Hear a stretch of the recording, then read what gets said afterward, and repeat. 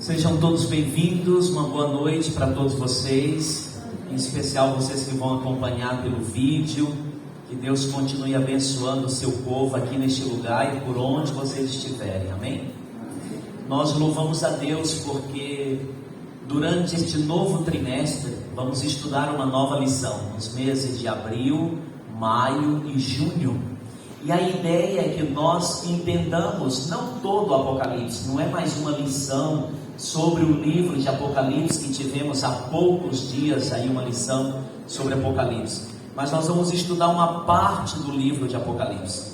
E nós preparamos hoje um tema, não é um formato de um sermão, é um formato de uma palestra, de um estudo, de uma aula sobre o assunto das 3 mensagens angélicas, conforme está aparecendo na tela. E para vocês que vão acompanhar em vídeo, vão mais ouvir do que ver.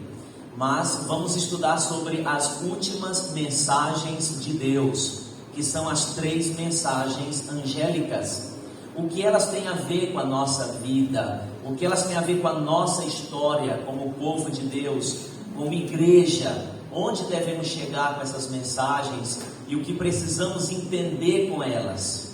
Então é interessante que nós venhamos usar a Bíblia agora. Eu quero convidar você a baixar a cabeça, onde estiver, para que nós oremos a Deus agora e juntos venhamos compreender um pouco mais esse tema tão maravilhoso que é o Apocalipse, especialmente as 3 mensagens angélicas, tá bem? Provavelmente eu vou precisar da ajuda dos meninos para passar os slides. Eu gostaria que voltasse o primeiro slide. Eu não estou conseguindo trabalhar com o passador aqui que me deram, mas ok, depois eu vou tentar mais uma vez. Talvez eu estou com um passador que não é meu, então pode ajudar vocês aí, tá bom? Podem me ajudar. Vamos orar. Amantíssimo Deus, eterno Pai, o nosso coração está agradecido por tanto amor que Tu tens por nós. É verdade que nós temos a esperança de um novo céu e de uma nova terra, um lugar de paz, de segurança, de amor, de tranquilidade, onde vamos estar sempre na Tua presença. Não haverá nada de ruim que este mundo tem nos oferecido todos os dias, em todos os momentos. Queira perdoar os nossos pecados, abra nossa mente, nosso coração, nos dê calma, paz de espírito para aprendermos o que Tu tens para nós. Em nome de Jesus, amém. Eu quero convidá-los a abrirem vossas Bíblias no livro de Apocalipse. Vamos todos procurar o livro de Apocalipse, é o último livro da Bíblia, fica mais fácil de encontrar. Apocalipse capítulo 14. Apocalipse capítulo 14.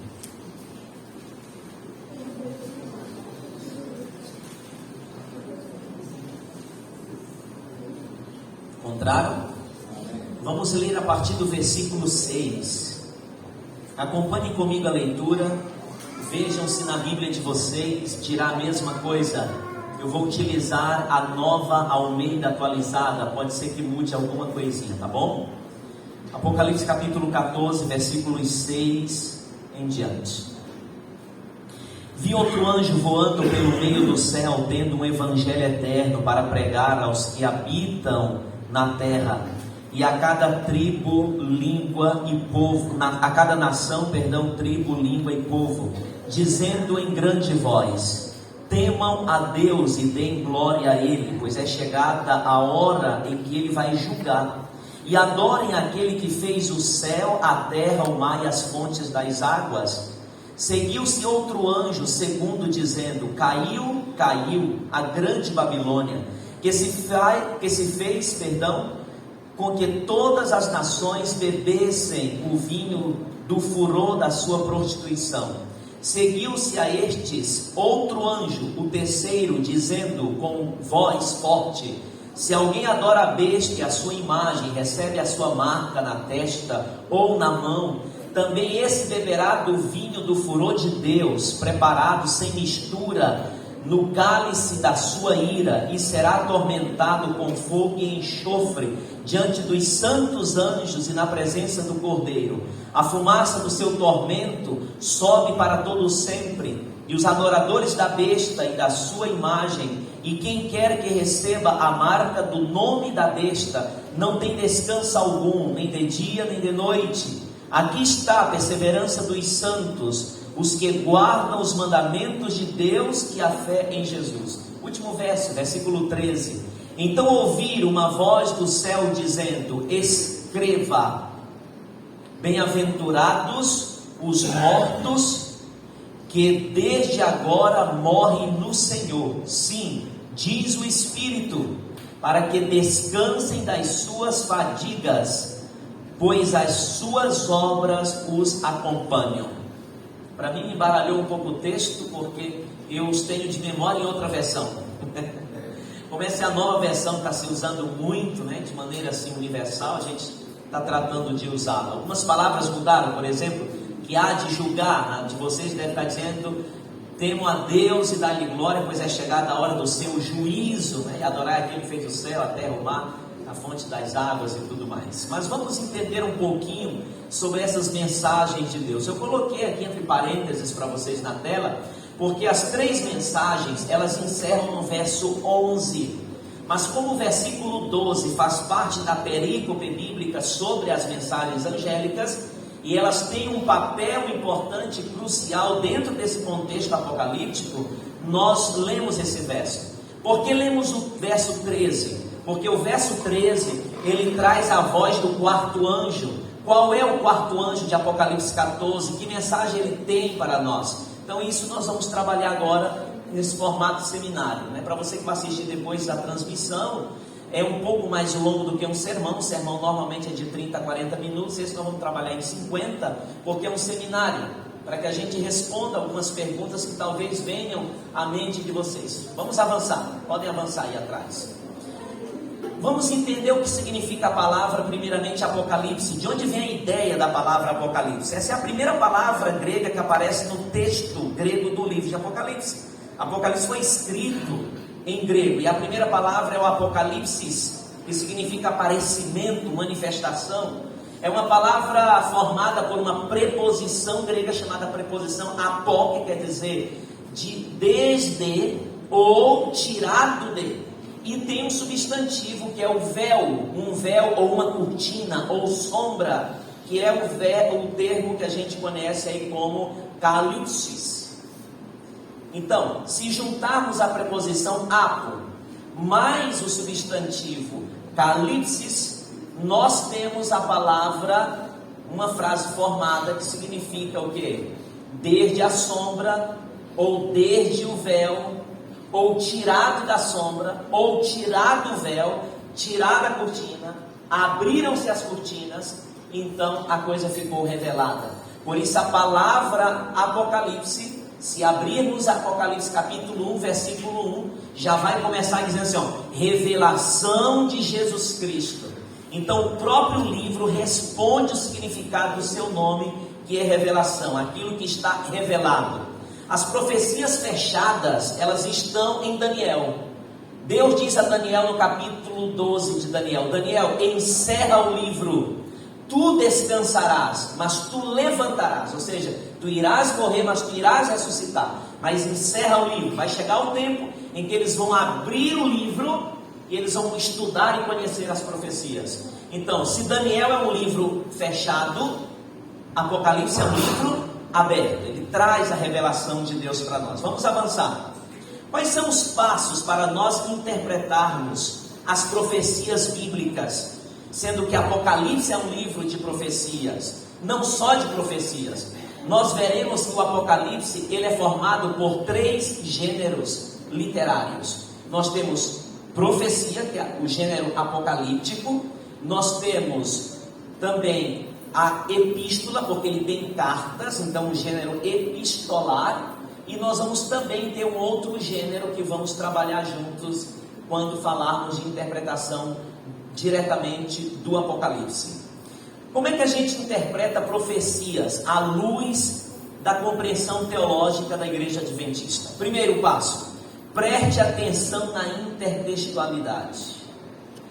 Observe se esse verso do Novo Testamento tem conexões com outros versos da Bíblia tanto do Novo Testamento quanto do Antigo Testamento.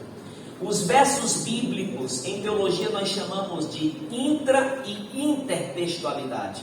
Os versos bíblicos, eles conversam entre si. E quando se fala de profecia, elas sempre estão conversando com outros episódios históricos acontecidos tanto na Bíblia quanto na história geral. Quando eu era garoto e me despertei para gostar de estudar Apocalipse, Daniel Apocalipse, eu tinha 10 anos de idade. Hoje eu estou com 35, são 25 anos estudando Daniel Apocalipse. Então você sabe tudo de Daniel Apocalipse? Não. Eu demorei várias horas sentado para preparar esses slides, essas aulas, para deixar tudo certinho com vocês. Ninguém sabe tudo. Mas quando eu despertei para estudar Daniel e Apocalipse, eu ficava me perguntando, mas como que esses autores bíblicos conversavam entre si e faziam conexões? O que nós chamamos de intertextualidade. Os textos conversam entre si, os textos discutem o assunto entre si. Esse meio de interpretar os textos bíblicos, pegando um pedaço de um texto aqui, um pedaço de um texto ali, é muito perigoso, porque você corre o risco de tirar o texto do seu contexto, para poder sustentar um pretexto, um argumento seu que a Bíblia não quer dizer. Hermeneuticamente falando, nós não temos a autorização para forçar a Bíblia a dizer o que ela nunca irá dizer. Não devemos acomodar os textos bíblicos às nossas compreensões ou às nossas tradições eclesiásticas, mas devemos respeitar o que o texto diz e estudá-lo de maneira tão profunda que a gente descubra de maneira clara o que ele realmente está dizendo em suas linhas métricas. Segundo ponto, como nós devemos estudar as profecias. Examine o tipo de profecia, se é clássica ou se é apocalíptica. A clássica, geralmente ela tem um cumprimento no tempo do profeta. A apocalíptica, ele nem vê o cumprimento, está para o futuro. Outro, observe bem as reinterpretações que existem dessas profecias. Foque naquilo que é central. Quem é o centro das profecias? Se eu vou estudar Apocalipse capítulo 13 e me deparo com a besta do mar e a besta da terra, quem é o centro? A besta? Nenhuma das bestas. O centro da profecia é Cristo. Nós precisamos encontrar em cada página do Apocalipse e em todas as profecias do Apocalipse a pessoa de Jesus Cristo. Se você sabe mais de chifre e de cabeça do que de Cristo, você está sendo um estudante muito aquém do que se espera de um estudante das profecias bíblicas. Você precisa conhecer Jesus. Número 4, considere o presente e o futuro. Porque as profecias, elas têm 3 tempos: passado, presente e futuro. Se você abrir a Bíblia, por exemplo, em Apocalipse capítulo 1, versículo 19, por exemplo, olha o que diz o texto: escreva, pois as coisas que você viu é passado, presente ou futuro? Passado. Vamos agora resgatar nosso português. As que são é presente, passado ou futuro? Presente. E as que hão de acontecer, presente, passado ou futuro? Futuro. Então aqui nós temos os 3 momentos de uma história: passado, presente e futuro. Aqui estão os momentos da profecia: passado, presente e futuro. Quem está mandando escrever? Deus. Mandando a quem? A João. Deus está dizendo: João, toda profecia tem seus 3 momentos. Então, muito cuidado com algumas escolas de interpretação profética que nos ensinam a interpretar as profecias como tudo fosse passado, como tudo fosse futuro, ou como se tudo fosse presente. Outro item: evite o que nós chamamos de desintegração. As profecias, elas estão conectadas com a salvação. Nenhuma profecia, especialmente do Apocalipse, vai deixar de trabalhar o assunto da salvação.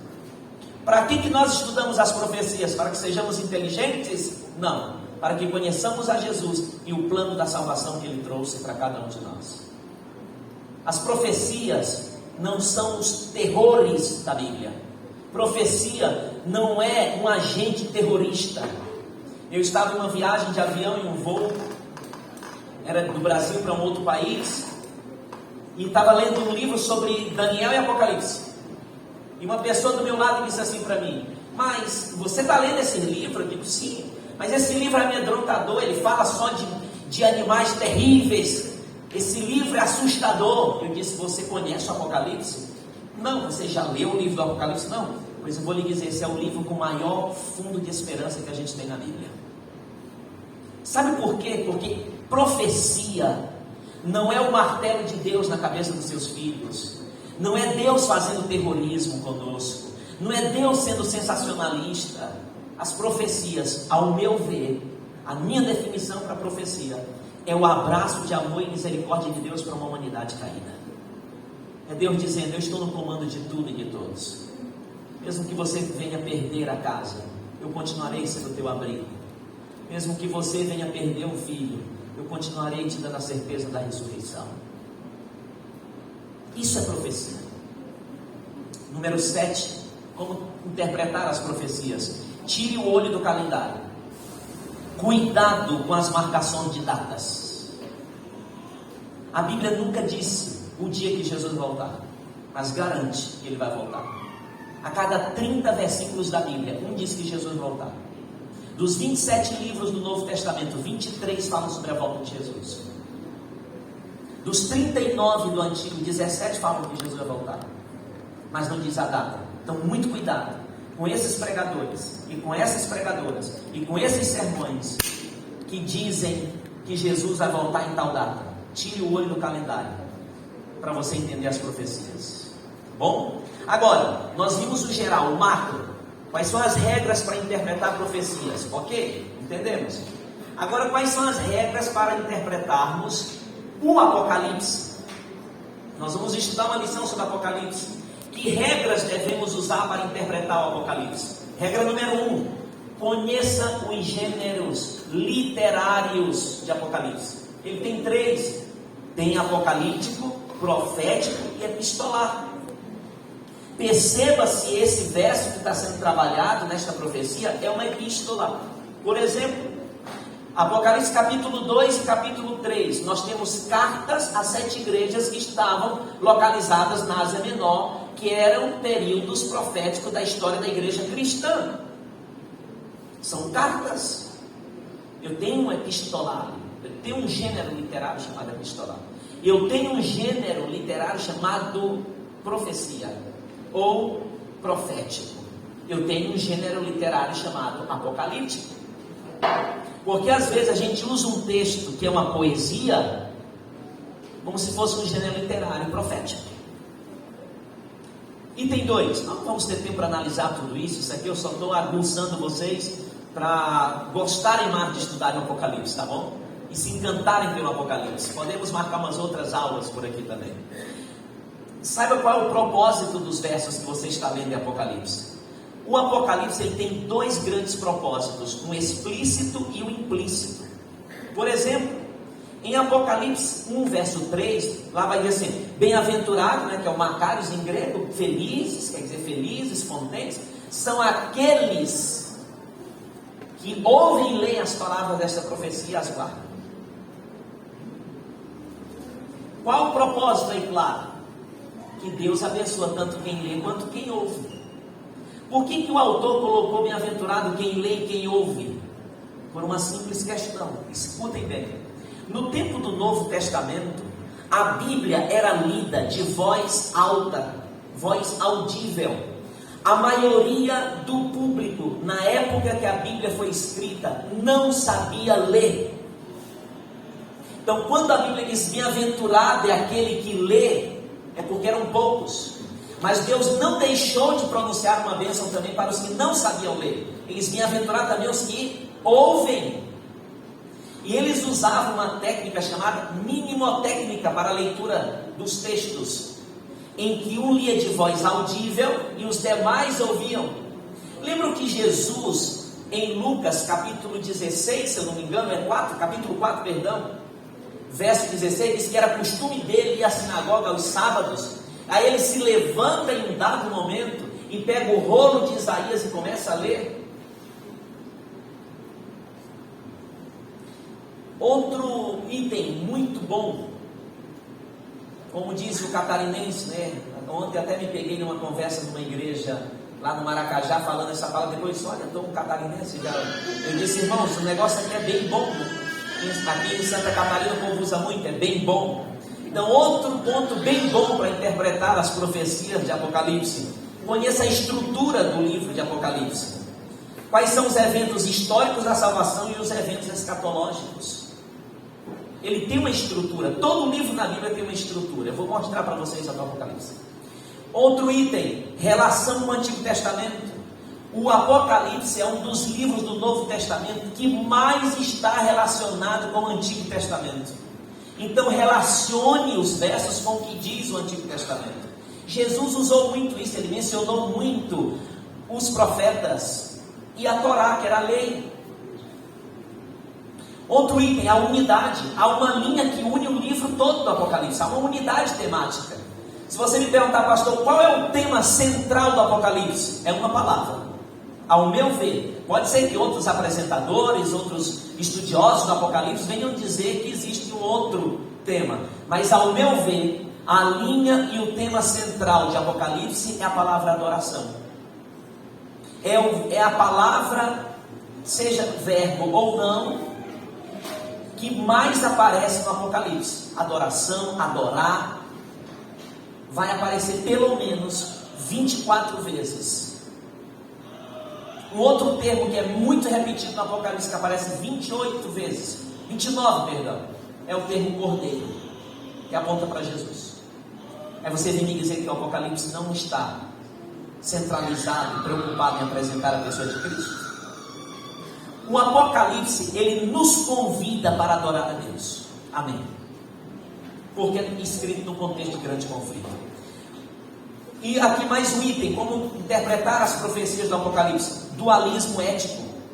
O Apocalipse, ele foi escrito dentro de um conflito entre o bem e o mal. É uma luta cósmica que está acontecendo. É o tema deste livro que nós iremos entregar no dia 1º em toda a América do Sul. O grande conflito.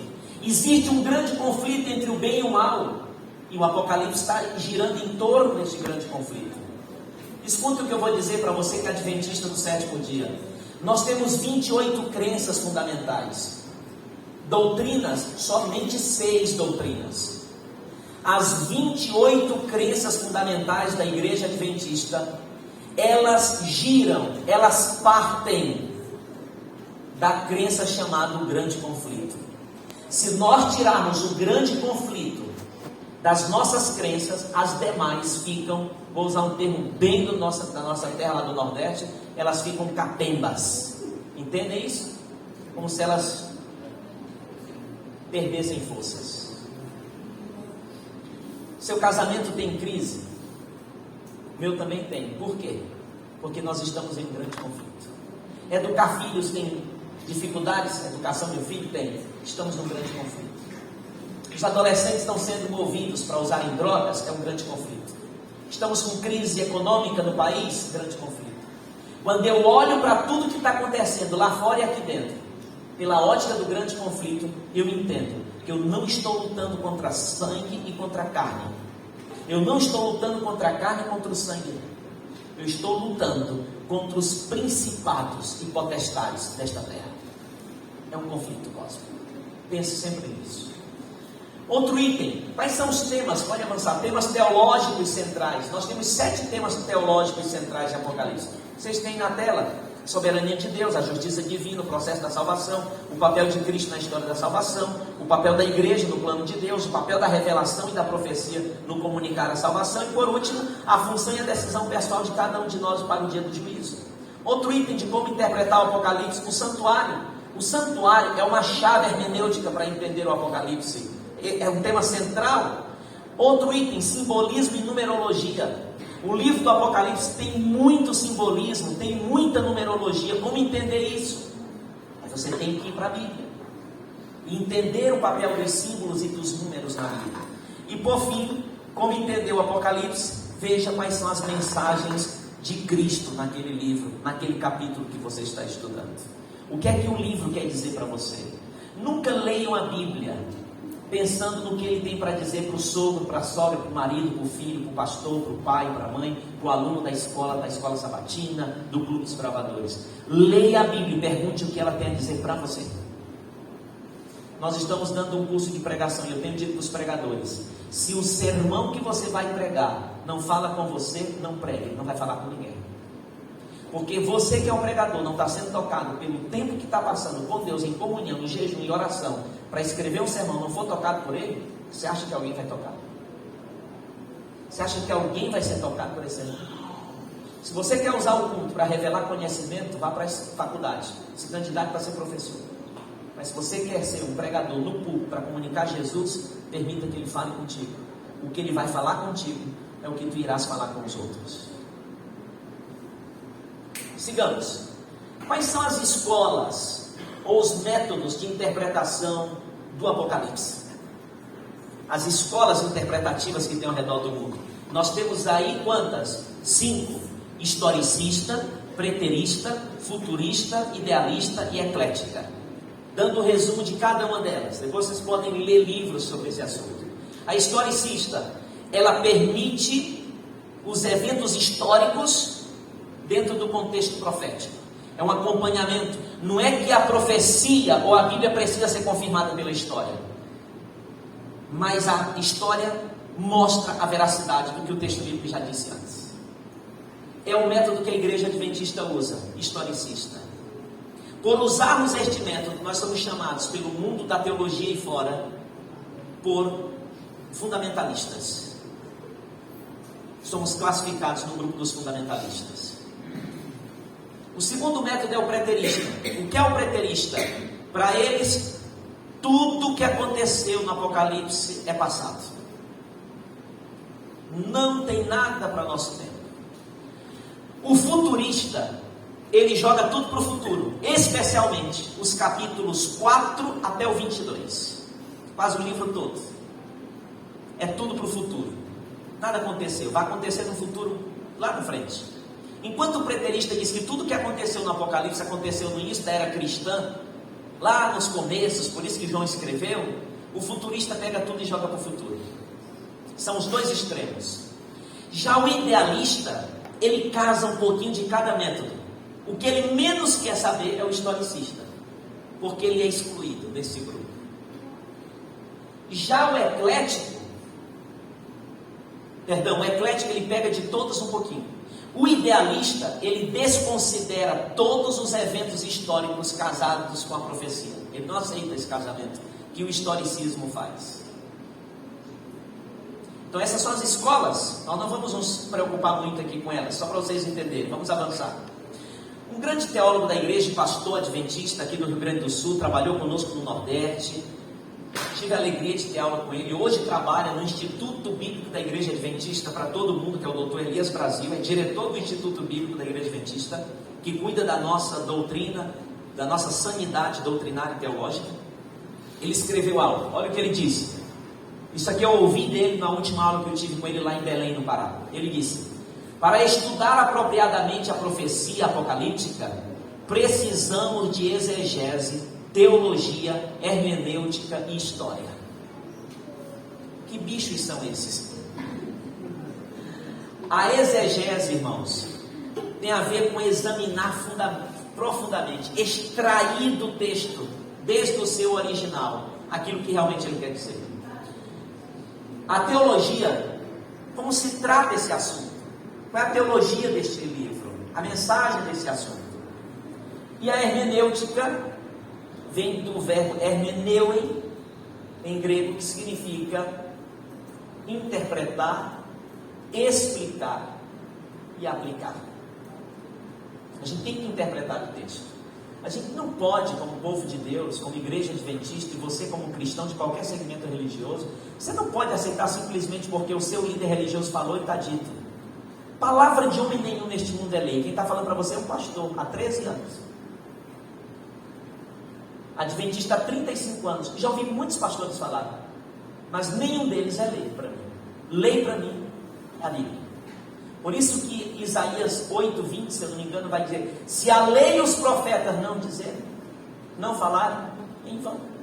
Mas infelizmente as pessoas hoje estão crendo mais no que o seu pastor fala, seu líder religioso fala, e os youtubers da vida estão falando, do que no que a Bíblia está dizendo.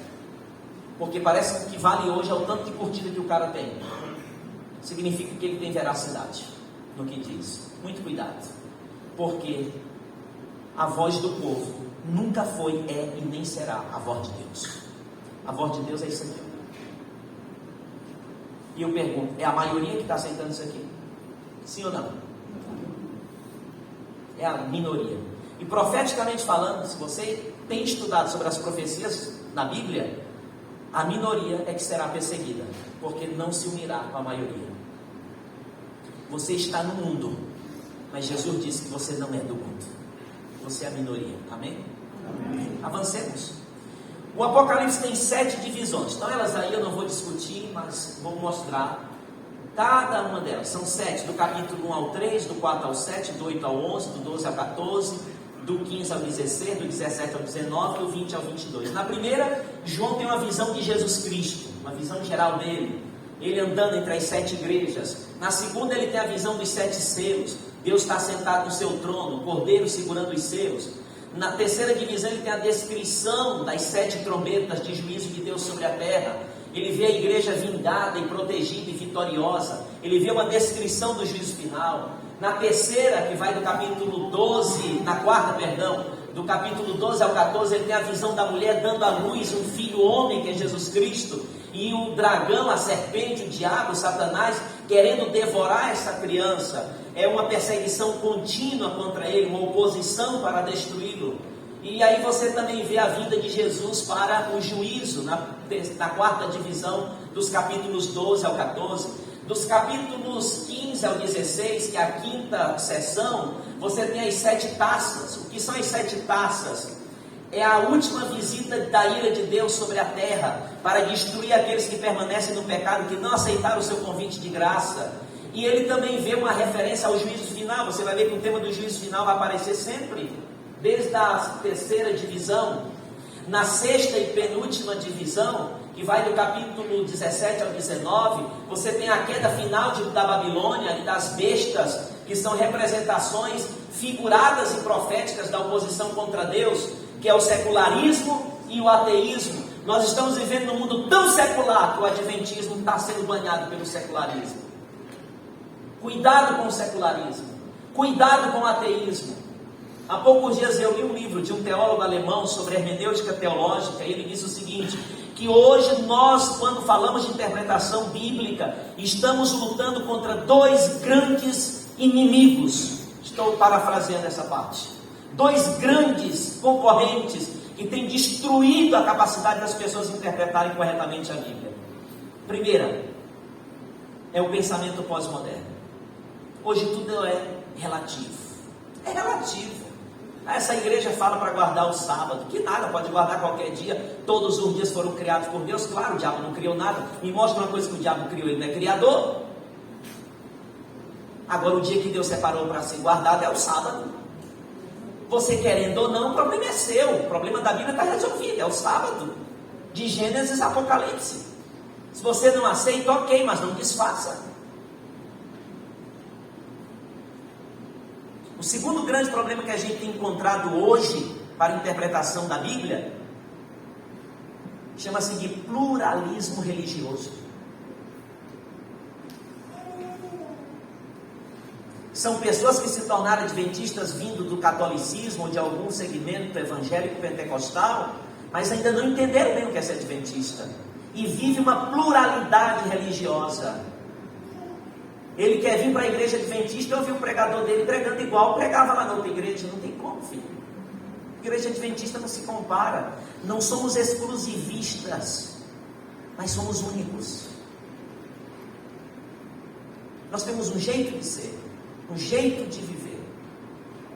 E pode observar, já disse aqui um dia no sermão, nós não somos uma igreja popular e nem temos uma mensagem popular. Senão isso aqui estaria lotado a tal ponto que teria que ter 3 sessões hoje de culto. Eu tenho certeza que quando vocês saírem daqui hoje, às 22 horas ainda tem igrejas abertas aqui nesta cidade. E lotada. Agora acompanhe a mensagem que é pregada nesses lugares. Eu estou dizendo porque eu conheço, que eu já fui pregar lá. E o fato de eu ter ido pregar sobre o grande conflito, comparando Daniel 12 com Apocalipse 12, me chamaram a atenção dizendo, esse assunto a gente não conhece. Você pregou um assunto que a gente não conhece, a gente esperou poder e não teve poder. Eu disse, porque o poder não está em mim, o poder está na palavra. Se vocês não conhecem a palavra, vocês não sabem o que é poder. E às vezes nós estamos exigindo que na igreja adventista seja desse mesmo jeito. Não tem como ser desse mesmo jeito. Sinto muito frustrar você. Não vai ser. Nunca vai ser. A outra divisão, volta a divisão, por favor. Obrigado. A última, do capítulo 20 ao 22, os 3 últimos capítulos, a condenação final do dragão e seu exército, o juízo e o castigo final dos ímpios, o triunfo final de Cristo e sua igreja, novos céus e nova terra. Amém? Linda essa parte, pode avançar. A estrutura quiártica do livro de Apocalipse revela que os capítulos 12 e 13 estão no centro. A maioria dos evangélicos dizem que é o 14 e o 15. Nós adventistas defendemos o 12 e o 13. Vamos ver o que é uma estrutura quiástica. Eu trouxe um modelo. Está aqui, ó. Isso é uma estrutura de quiasmo, em que o ponto central do livro está aqui, ó, mensagem central. Claro, aqui eu vou botar ponto A, primeiro capítulo, primeira história, eu vou encher esse esqueleto. Eu trouxe só para vocês conhecerem o que é uma estrutura quiástica ou um quiasmo. Qual é o centro? Como eu fiz no computador, meu programa é outro, aqui mudou. Não deu de abrir em PDF. Qual é o centro do Apocalipse? Capítulos 12 e 13. Pode avançar. Isso aqui é só para mostrar uma estrutura rápida. Agora vamos para a parte de análise. Vamos avançar nessa parte que é o centro do texto. Apocalipse 14, 6 a 7, fala da mensagem de que anjo primeiro? Do primeiro anjo. O que vocês viram lá? Vi um anjo voando pelo meio do céu. Anjo significa mensageiro. É um movimento profético, é o remanescente fiel para o tempo do fim. Esse movimento profético, esse remanescente, são só os adventistas? Não. Isso aí é interpretar o texto só pela ótica dos adventistas, pela hermenêutica dos adventistas. Quem é o remanescente fiel no tempo do fim? É todo aquele que aceitar a mensagem de Deus e viver de acordo com a sua vontade. Porém, no tempo do fim, nós não teremos esse tanto de religião. Nós temos mais de 30 mil religiões no mundo. Muito mais. Nós adventistas somos aproximadamente quase 22 milhões de membros no mundo. Ainda não chegamos a 22. Mas do mundo inteiro, pelo último resultado que saiu, nós temos 8 bilhões de pessoas. O que isso quer dizer, pastor? Que nós somos 0,02% comparado com a população mundial. Então posso bater no peito que nós somos os únicos salvos? Isso é muito egocentrismo, nada de teocentrismo. É muito eu, menos Cristo. Agora eu posso dizer, nem todo adventista está salvo. E pode ser que eu seja parte desse. Porque salvação não é ser membro de uma igreja, nem ser batizado nela. Salvação é experiência diária com Cristo. E tem muita gente em outras igrejas que tem experiências profundas com Cristo, dentro da luz que conhecem, serão julgados pela luz que receberam, se morrerem antes de ouvirem toda a luz que deveriam ouvir. E todos os que ouviram toda a luz e não obedecerem, serão julgados pelo que receberam. Tá bom? Não estou assustando vocês. Vamos mais. O Evangelho Eterno é a única menção do termo Evangelho no Apocalipse. Não é qualquer Evangelho, é o Evangelho Eterno. É o Evangelho que Jesus pregou em Mateus 24,14, quando ele disse: e será pregado o Evangelho para todas as nações, para testemunhar todas as nações, então virá o fim. Vou abrir um parênteses aqui e explicar algo para vocês de Mateus 24,14. O texto está dizendo que nós temos que pregar o Evangelho a todo mundo? Não. O texto está dizendo que será pregado. Como vai ser, não sei. Prerrogativa divina. Isso aqui a gente chama de um ativo divino, em grego. Deus sabe como o Evangelho será pregado a todo mundo, Ele fará de chegar a todo mundo. Eu não sei. Mas pode ser que eu e você sejamos usados por Ele para fazer parte do será pregado o Evangelho. Outro, voando, ideia de anúncio universal, temer a Deus e dar-lhe glória, né? questão de obediência, reverência, honra, louvor e adoração a Deus. Eu não vou ter tempo de discutir com vocês, mas em outro tempo eu posso apresentar o que é dar a glória a Deus em Apocalipse, quando se fala da mensagem de saúde. Comer e beber tem a ver com dar a Deus a glória. Isso está escrito claramente em 1 Coríntios 10:31. Que é com mais ou bebais ou façais qualquer outra coisa, fazendo tudo para a glória de Deus. Qual é o grande problema? É que a gente come e bebe para a nossa glória, nossa satisfação. É o que o meu bucho fica feliz. Não é com o que o Deus diz que é para eu comer. E é por isso que a gente tem comido e bebido coisas que não é para ser comido nem bebido. Não sabemos dar a Deus a glória. O juízo, vem do grego crisis. É uma ação, ato de julgar. É diferente de outro termo grego chamado crima. Nada a ver com algo que ele já julgou, ele vai vir julgar. O juízo que está por vir, que ele deu início lá em 1844 com o juízo pré-advento. De acordo com Apocalipse 14, verso 14, esse juízo de Apocalipse 14, 7, ele acontece antes da volta de Jesus. Não é durante nem depois. Nós estamos em juízo. Estamos sendo investigados. Nossas causas são conhecidas. E por fim, a primeira mensagem nos chama a adorar a Deus. Pode avançar? Anjos são mensageiros, avança. Esses 3 anjos de Apocalipse são mensageiros, é só uma prova.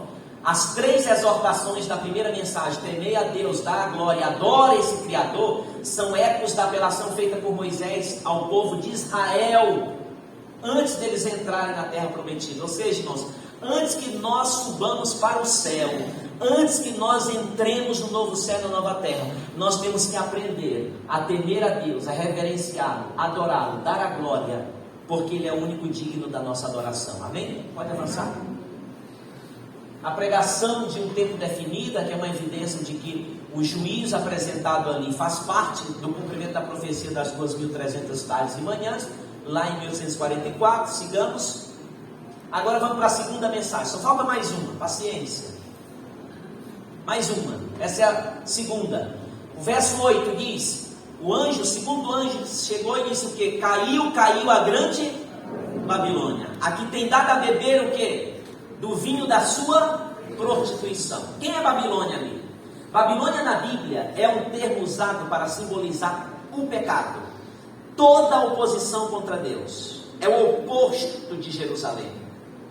O interessante, abrindo um parênteses para vocês, é que Babel, de onde vem Babilônia, significa casa de Deus. E Betel é casa de Deus. Jerusalém é a casa de Deus. Até no significado do nome, Satanás fez uma contrafação à verdade de Deus. Só que Babel também significa, e Babilônia, que é o significado genérico, que vocês conhecem muito, é o que? Confusão. Então Babilônia, a primeira menção em Apocalipse é aí, em Apocalipse 14:8, da palavra Babilônia, que é o foco do juízo de Deus. Deus condenará a Babilônia, por quê? Porque ela tem dado ao povo o vinho da sua prostituição. Qual é o vinho da prostituição da Babilônia, que ela dá para o povo beber? Os falsos ensinos, tanto espiritual, quanto também o falso ensino do falso evangelho. Enquanto Deus diz que o sábado é o dia do Senhor, Babilônia diz que o domingo é o dia do Senhor, porque é o dia da família, e é o sábado ecológico. E tem muita gente caindo na garra de Satanás para cuidar da mãe terra, da Pachamama, como dizem os incas e os maias, para cuidar da terra. Aí trabalha no sábado para descansar no domingo. Tem gente cuidando mais da terra do que de si mesmo, como se essa terra fosse ser salva. Quem vai ser salvo é você, meu amigo. Cuide de você mais do que da terra. Não estou ensinando aqui que nós temos que ser irresponsavelmente ou irresponsáveis no assunto da ecologia. Nós temos que cuidar da terra, não porque ela é nossa mãe, mas é porque é criação de Deus. E nós não fomos colocados na terra para destruir o que Deus fez, mas para ajudar a preservar. Então não abra a janela do meu carro para jogar um lixo que não é biodegradável. Se eu tenho uma visão correta de ecologia, de acordo com a Bíblia, eu não faço isso. Eu não vou pegar um papel de bombom, um papel de isso, daquilo e jogar por aí. Isso não é um pensamento ecologicamente correto. Eu tenho que cuidar de onde eu tiro o meu sustento e onde eu vou ficar talvez por muitos anos. E posso morrer e as gerações da minha família vão continuar ali. Mas eu não faço isso por adoração. A terra não tem que ser adorada. Quem tem que ser adorado é Deus, o Criador da terra. Está vendo o contrário que estão ensinando por aí? Eu fico triste porque tem muita adventista pensando assim, crendo assim, pregando assim, vivendo assim. No Antigo Testamento, a Babilônia representava uma força contra os filhos de Deus. A Babilônia do tempo do fim, que Apocalipse está falando, desperta oposição mundial contra Deus. Para quem que ela tem dado a beber o vinho da sua prostituição? Disse o verso. Para quem? Verso 8. Para todas as nações. Satanás tem dado a beber para muita gente aquilo que as pessoas não deveriam estar bebendo. Sabe um dos vinhos que Satanás tem dado para as pessoas beberem? Além do falso sábado, ele tem ensinado as pessoas a confessarem os pecados para vários santos, orações a santos, adoração à Virgem Maria. Nós temos que respeitar a Virgem Maria, não reverenciá-la. Ela não é Deus, ela é ser humano tanto quanto nós. O grande diferencial de Maria para todas as Marias do mundo e os Josés do mundo, qual é? Ela foi escolhida para ter o Filho de Deus, não canonizada por Deus. Escute bem isso. O único que pode perdoar pecado e merece a nossa confissão é quem nunca pecou e tem poder de nos perdoar. Eu posso perdoar uma ofensa que você fez contra mim, mas seu pecado quem perdoa é Deus. 1 João 1,9. A queda da Babilônia, ela será destruída para sempre, amém? Não vai ter mais oposição. Avancemos. Pode avançar?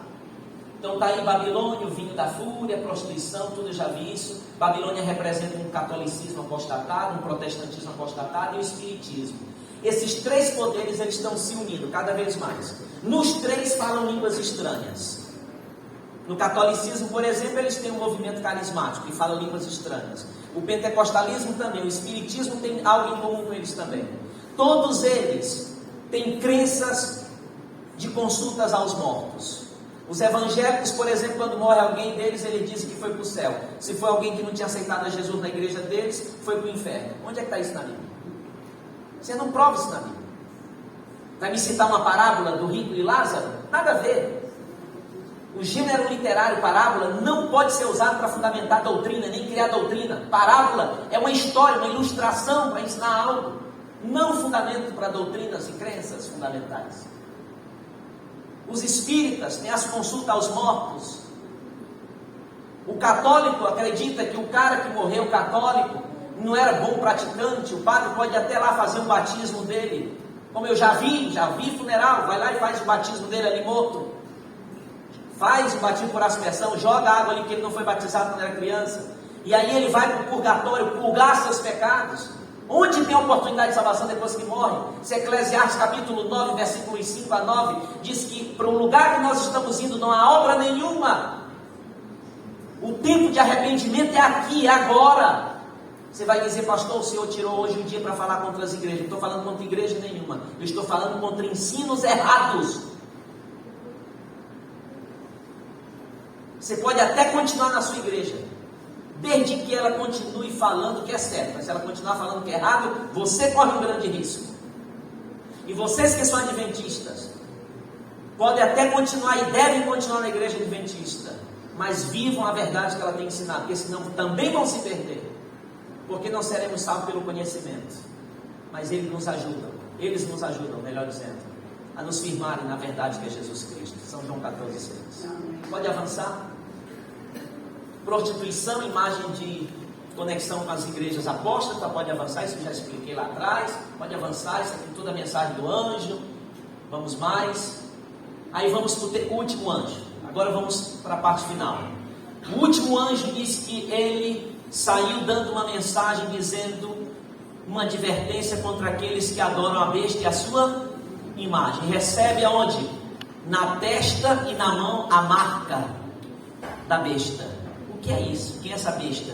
Quem é essa imagem? O que é essa marca? Rapidinho. O texto faz uma advertência contra a adoração à besta e a sua imagem. A besta e a sua imagem é a contrafação da adoração a Deus. Besta aqui, em Apocalipse 14, versículos 9 a 12, a 11 especial, vamos isolar o 12, como fizemos no início, é a primeira besta de Apocalipse 13. que é a besta de onde? Qual é a primeira besta? Mar. Apocalipse 13, versos 1 a 10. É a besta do mar, que significa o quê? O catolicismo, que vai se unir com a besta da terra, que é o poder político dos Estados Unidos. Vão se unir poder político e religioso para oprimir aqueles que não aceitarem, adorarem, conforme a Igreja Católica vai dizer. E deve ser adorado. E muitas estão acreditando assim. Olha o que o ecumenismo está fazendo, unindo pentecostais, neopentecostais com católicos.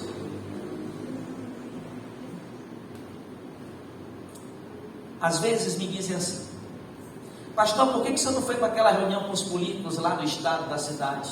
Eu digo, porque é uma proposta ecumênica. Não tem nada a ver de nada, não tem uma proposta para nós. Ah, mas demonstra que o senhor não se envolve. Nem devo. Nem devo. Porque pode ser que uma brincadeira se torne uma realidade. E na grande maioria hoje, neste mundo midiático, basta uma foto comigo numa reunião de políticos, ninguém quer nem saber o que foi tratado, mas vamos dizer assim, está ali o pastor adventista numa reunião ecumênica, às vezes nem sabe o que foi tratado, mas hoje no mundo midiático você pode distorcer tudo que um diz. Então eu vou para algumas quando eu sei que não tem nenhuma cunha teológica nem religiosa, mas tem a ver com a questão social. Nós adventistas não somos apolíticos, mas o que nós não somos é partidários. Grave isso. Não somos partidários. Você pode votar em quem quiser. A igreja não tem um partido. A igreja tem orientações, mas ela não tem colégio eleitoral. Nós não somos um colégio eleitoral de político nenhum. Mesmo que a igreja tenha um candidato, membro da igreja, mas ele nunca será o político da igreja. Adventista, cada membro vota nele ou não, se quiser. O pastor nunca, em sã juízo, vai dizer para votar nele. Só se tiver maluco. A imagem da besta é a semelhança dela, ou seja, a semelhança com tudo aquilo que é organização, que funcionará segundo os mesmos princípios da primeira besta.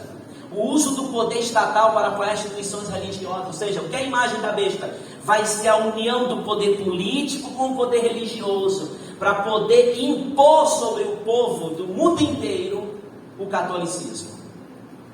E o que é a marca da besta na testa ou na fronte, na mão? É a falsificação do selo de Deus, que o mandamento do sábado representa. Então eles vão trazer um outro dia, que será o domingo. O domingo ainda não foi imposto como dia mundial de guarda, mas vai ser. Está indo, devagarinho. Continuemos. Vamos lá, Luiz, rapidinho. O fogo e enxofre é sinal de destruição, tormento pelos séculos dos séculos, é um contexto hebraico, é o tempo necessário para cumprir um propósito divino. Por exemplo, Sodoma e Gomorra foi queimado com fogo eterno, mas está queimando até hoje? Você já viu algum jornal anunciar as fumaças de Sodoma e Gomorra? Mas foi o mesmo fogo eterno que vai queimar este mundo. Então não me venha dizer que haverá um tormento eterno para quem não vai se salvar. Deus não é tão assim não, gente. Escute mesmo o que eu vou dizer, diga até sorrindo. Deus não é maluco não. Ele é misericordioso. Até por amor ao perdido, Ele não vai permitir que o fogo seja para sempre. Vai queimar enquanto tiver o que queimar. E por fim, não esqueçam, a fé em Jesus e a guarda dos mandamentos representam dois aspectos importantes da vida cristã. Porque os que guardam os mandamentos de Deus e têm o testemunho de Jesus são os que serão salvos. Avança. Pode avançar isso aí, é a explicação do que eu já expliquei. E aqui, perdão, volta aqui. Ellen White um dia foi perguntado da seguinte maneira: vários têm me escrito perguntando se a mensagem da justificação pela fé é a mensagem do terceiro anjo. E eu tenho respondido: esta é verdadeiramente a mensagem do terceiro anjo. É a salvação pela fé, justificada em Cristo, Romanos 5:1, não nas obras. A gente não guarda sábado para ser salvo, a gente guarda o sábado porque já fomos salvos.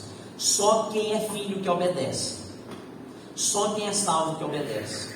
Então você julga se você é salvo, se você é filho. Como é que está a sua obediência? Até que ponto você obedece assim do Senhor? Avança. E por fim está aqui. E o quarto anjo, é simples de entender isso aqui. Ele é um reforço. A mensagem de que anjo? Do terceiro anjo. Só que há movimentos dissidentes dentro da igreja adventista que saem de nós e outros que ficam.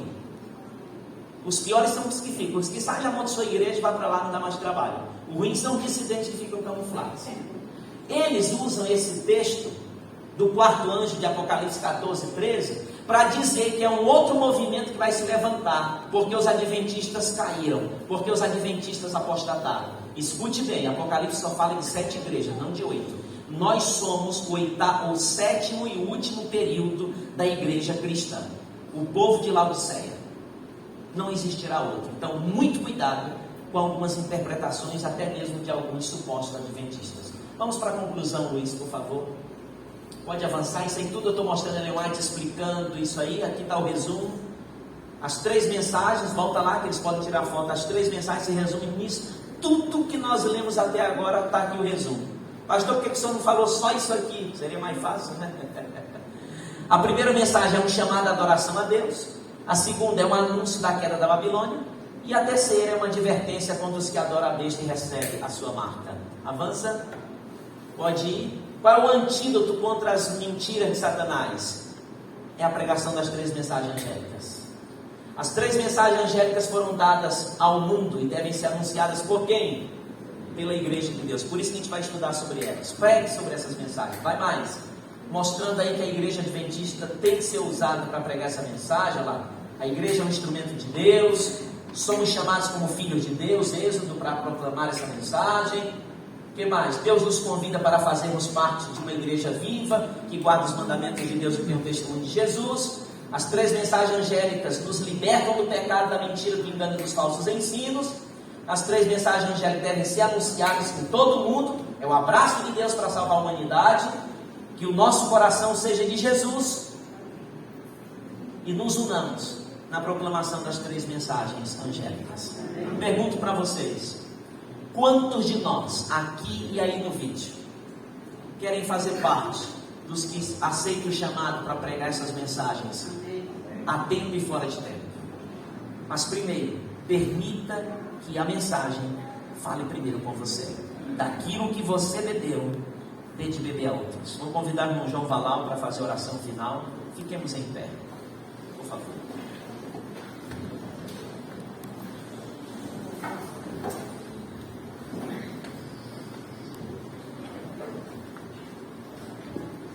Então vou convidar a igreja, curve a sua fronte, feche seus olhos e vamos orar a Deus. Maravilhoso Deus e bom Pai, obrigado, Senhor, pelo Teu amor, pela Tua bondade, e obrigado, Pai, por esse estudo tão especial, que é por intermédio, Pai, desse estudo, das profecias, das revelações que o Senhor fez a nós, Pai, é que nós temos a certeza que o Senhor está no controle de todas as coisas, ó Pai. Assim como temos certeza também, ó Deus, de uma vitória em Cristo Jesus.